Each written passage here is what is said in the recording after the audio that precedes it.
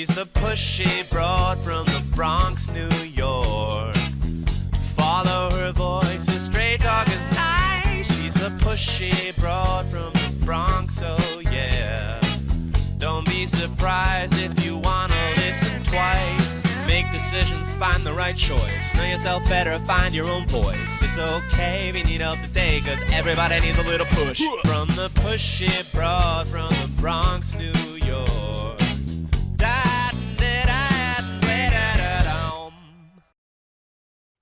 Welcome, Transformation Talk Network listeners. My name is Ellen Stewart, and I am the pushy broad from the Bronx. Welcome to my show, Recovery Recharged, where we share advice and support from experts in addiction and recovery and life. I am so excited to have this guest with us today because I cannot wait to talk about what he is an expert in. This show is about discovering your passions and why living your passion is so important. And we're going to talk to Peter Langlois today about the passion test and what you might be amazed to uncover. So let me tell you a little bit about Peter. He comes to us today from a career as an epidemiologist with the state of Texas Health Department. So this is a big career change for him. About 10 years ago, Peter was invited to try a 6-week online course to identify one's purpose in life. It included a 1-hour session with a certified passion test facilitator. And what happened? Peter loved the clarity that came with that, so much so that he jumped on the invite to apply for certification himself, which he completed in 2015. He then set up a business to take people through the passion test, either in workshops or in one-on-one sessions. So I cannot wait to hear from Peter. So hold on to your seats. Pushy Broad from the Bronx and Recovery Recharged is very proud to have Peter Langlois with us this morning. Good morning, Peter. How are you? Good morning, Ellen. I'm doing fantastically. And thank you so much for this opportunity. I'm really excited. I'm really glad. So tell us, oh my goodness, first of all, what is the passion test? How would you describe it in an elevator speech? The passion test is a simple, powerful way to clarify what's most important to you and then align your life with that. And I would also like to add that we typically think of passions as those things that bring your life joy and meaning. Okay, so passion can mean many things to many people, right? When I think of passion, I think of a really good Hallmark movie, or I think of something steamy on, on Hulu or Apple or HBO. So passion can mean many things to many people. How do you use the term passion? Well, I think in the broad idea of anything that brings your life joy and meaning, you actually touched on some ways that can manifest in someone's life. So it can be watching a great movie together with a friend or a romantic partner. It can be bringing change to lots of people. It can be so many different things to so many different people. And that's one of the cool things that everyone gets to determine what their own passions are.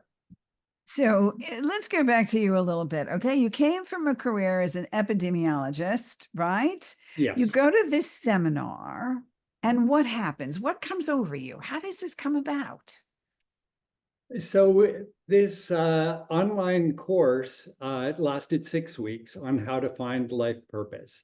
And one of those weeks was actually a 1-hour session with a certified passion test facilitator. And I just came out of that going, I've loved my job as an epidemiologist and I want to do it for a while. But in my spare time, this really fits the bill. This gives me clarity on what I want. This gives me ideas on how to get there. And so I just pursued that. from that day forward. So, what actually did the passion test tell you about what your goals were and what your passions were? What did it tell you specifically? Well, it really helped me clarify my top 5 passions. It gave me some tools on how to get there. And it gave me some other ideas to work with. And I love working with ideas. And one was the passion test formula, uh, and other things like secrets and what to do when life gets in the way and stuff like that. So, give us an example of one or two passions. You said the 5 passions that were important to you. Give us an idea of one or two things that it actually said. Be specific. Of course. So actually, my top 5 passions are exploring exciting new ideas, traveling to interesting places, spending quality time with people I like, doing something creative, and enjoying excellent physical and mental health. This or something better. Wow. Okay. So you went out there, and how soon afterwards did you decide to jump on the bandwagon and be a person involved with taking people through the passion test? So to be perfectly honest, I tried right away.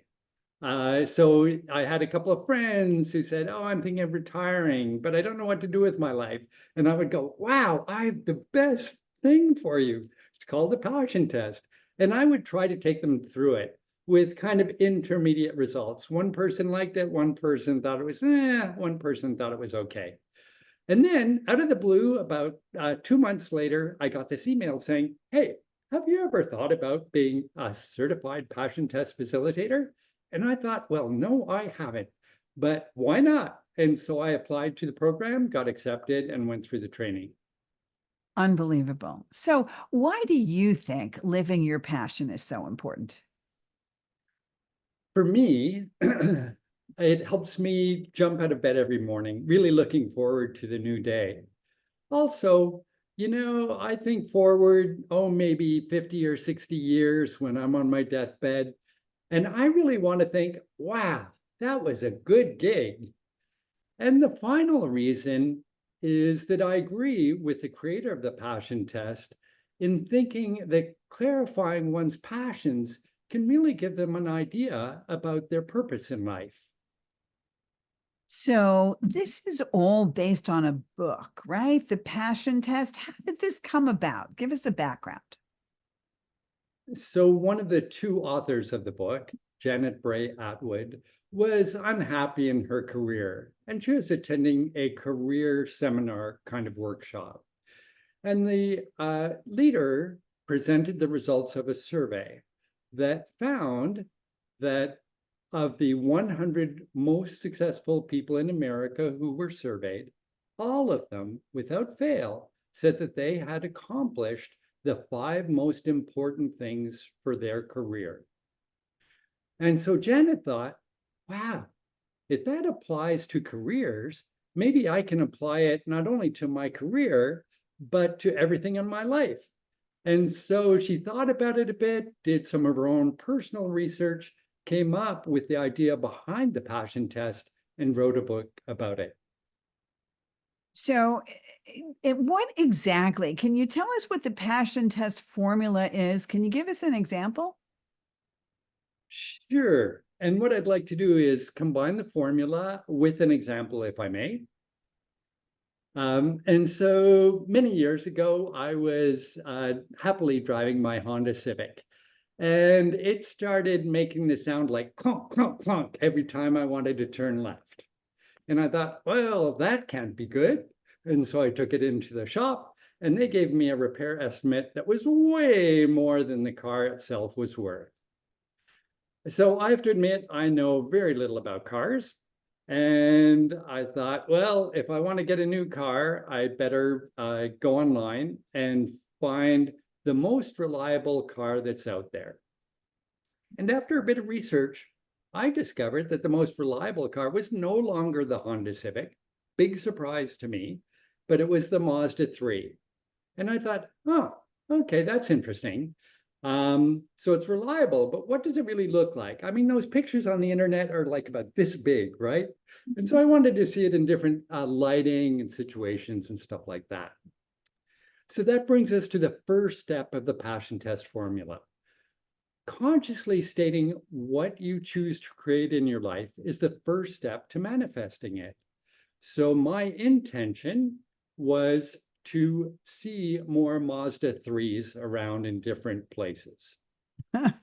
The second step of the passion test formula is attention.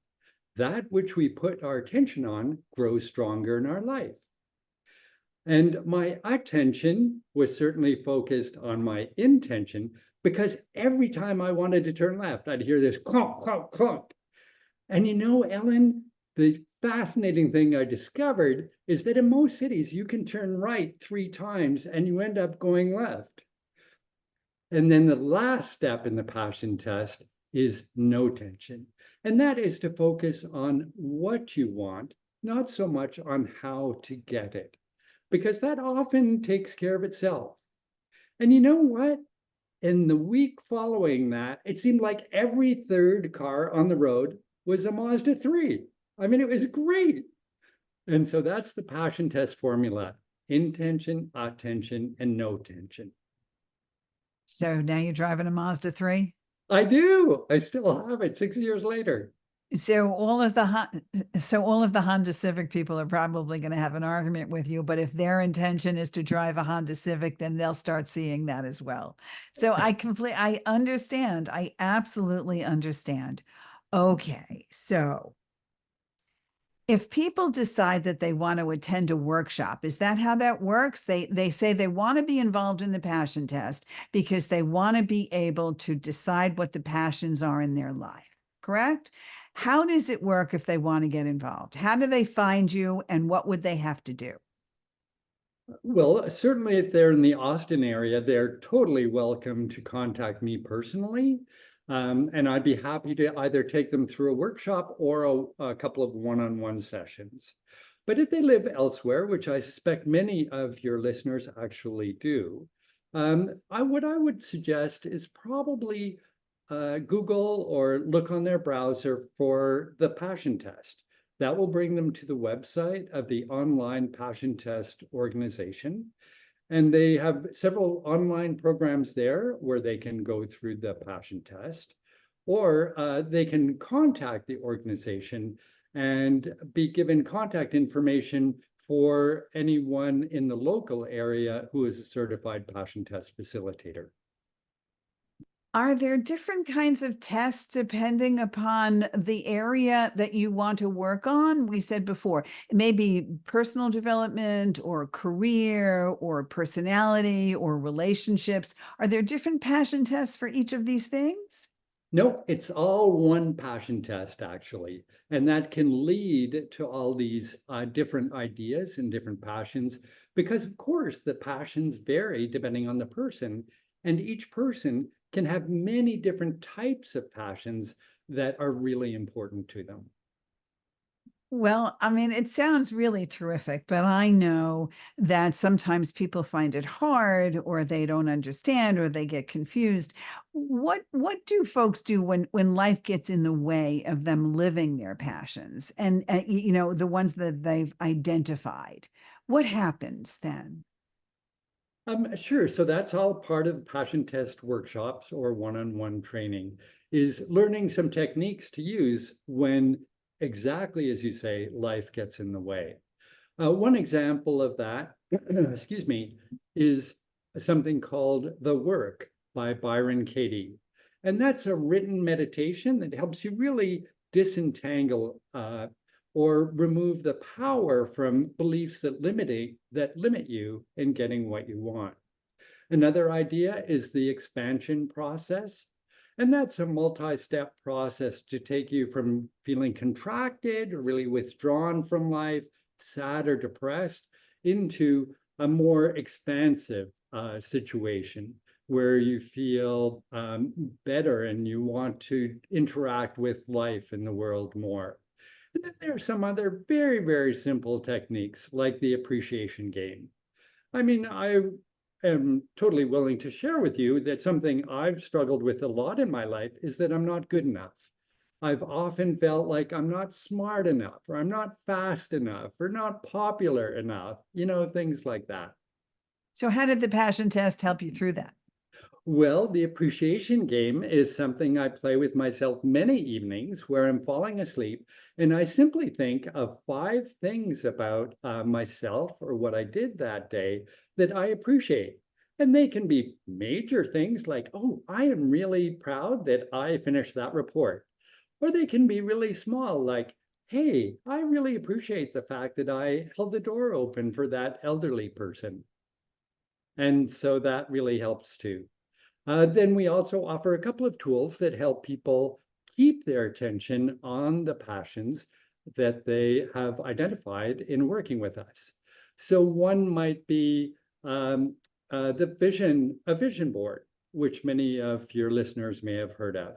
Another one is the 100th birthday speech. So we invite folks to write a speech that their best friend is going to say at a big party on their 100th birthday about what an awesome life they've created by following their passions.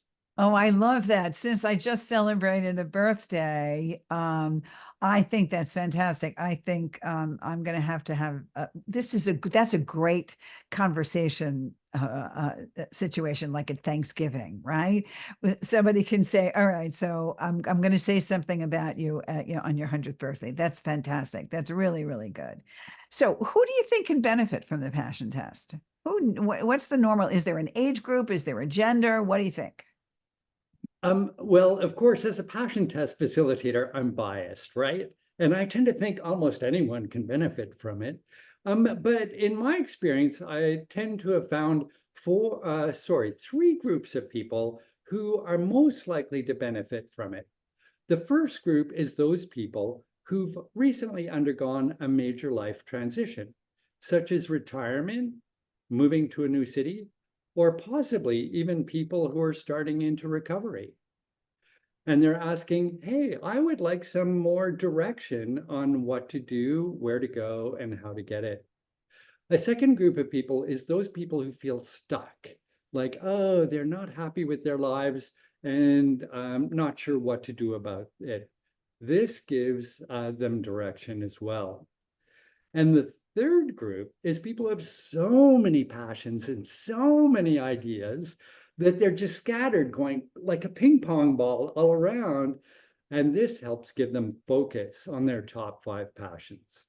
That's fantastic. I really think you've said some very interesting things here, and all of my listeners in recovery should understand that sometimes we need direction.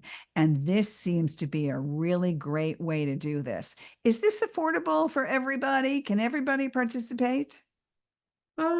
I guess it depends on how you define affordability, but generally, at least what I charge, which is, I believe, standard, is $75 to participate in a workshop and $195 to participate in the 2 one-on-one sessions.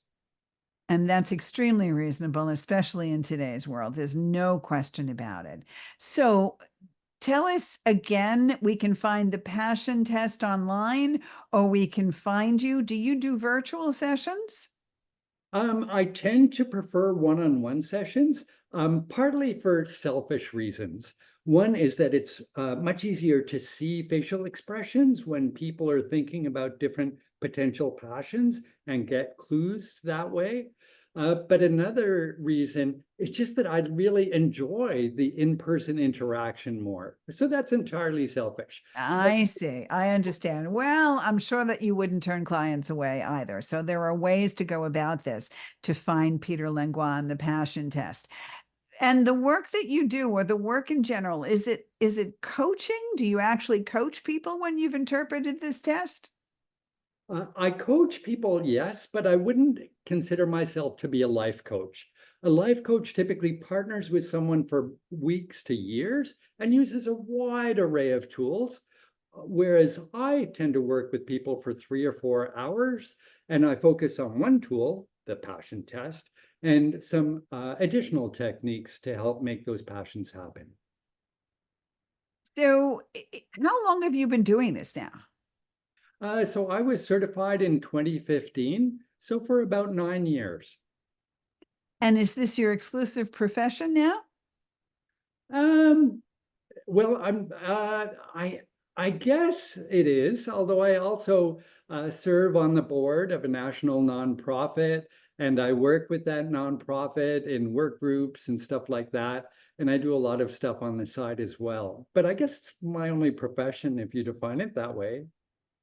Well, you seem to be a very uplifting and positive individual, and it's very nice that you can bring this to that situation. So, do you think, and there are some things you said before that I kind of want to go back to because you talked about the different ways. So, explain to us again the three major things you said: attention, retention. Say it again. Very close. Intention, attention, and no tension. No tension, meaning no stress, correct? No No tension. stress. Okay, Yes. so the intention meaning that I'm Consciously. going to set my intention, right, for something. This is what I want. This is what I want to put out into the universe. Yes. Yes. And you consciously state that either to yourself or to someone else. Give us an example of that, and let's get away from the Mazdas, but let's talk about something else. Like I want to manifest the right career intention. So what would that be? Yeah, you may find that you get email invitations to different career seminars, or you may be more alert to opportunities that come up in your feeds or your email that maybe just didn't seem to be important before. I understand. Okay. So it's really drawing that positive energy to you. And it's really interesting to know that with all of the work that we do and all of the guests that I've had, either with the passion test or setting intention or positive energy or affirmations, that everybody is gratefully saying the same thing and showing us different ways to do it. But the bottom line is you can attest to the fact that the passion test works, correct? Absolutely. I'm astonished by some of the things that came up, especially in that first year. And sometimes my clients get back to me, and I'm just so tickled when I hear some of the changes in their life. Wow, that's really amazing. Can you give us some examples of some of those changes without naming names? Someone felt she was stuck and not able to meet the right people. And suddenly she was meeting them all over the place. It was so weird. So Um, have you heard about relationships and dating and marriage through this as well? Absolutely. If that's one of your top five passions, then absolutely this can work for that. So you go to the passion test or you get in touch with Peter, and we'll put his information on the lower third here. You'll be able to see it. And the passion test, the Austin passion test, will give you an idea of how to set your intentions and to follow through. And you use this for career. Did you use this for anything else, Peter, for yourself personally? Personally, I wanted to spend more quality time with people I enjoy, and that's actually my third passion. And I find now I'm turning down invitations left and right. And not to brag at all. I think it's not anything about me personally, but it's just that I'm more open to it now. And by making decisions to follow that passion, I make more opportunities happen, or am more attuned to the new opportunities that have always been there. So, what are the advantages of identifying your passions and living them? What are the advantages? Well, what I find again is the reasons for identifying my passions, which make me want to get up out of bed in the morning. I'm more comfortable that when I'm on my deathbed, I'm going to look back and go, "Wow, that was pretty good." And finally, I'm getting way more clear on my purpose in life, which is to help people find their passions and live their best lives. It's a wonderful thing when we do things that we really love and that we really care about. My passion is to be the pushy broad from the Bronx and help as many people as I can, and to bring all of that to my recovery coaching to help people that are struggling or help people that want to continue to do the right thing. And also this giving service, right? Giving back like you give back. Okay. So tell us again where we can find the passion test.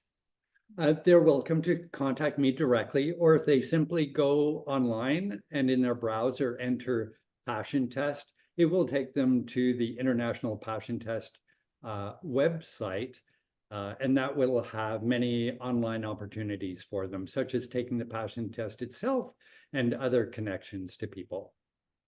Peter, thank you so much for being with us today. The Passion Test, Peter Langlois, please go online to find it. This is Ellen Stewart, the Pushy Broad from the Bronx. If you want a session with me, please go to my website, pushybroadfromthebronx.com, or call me at 800-889-1757. Go out and find your passion. Go out and take the Passion Test. And I'll see you next time. This is Ellen Stewart, the Pushy Broad from the Bronx, saying thanks for listening. And remember, everybody needs a little push. From the pushy broad from the Bronx, New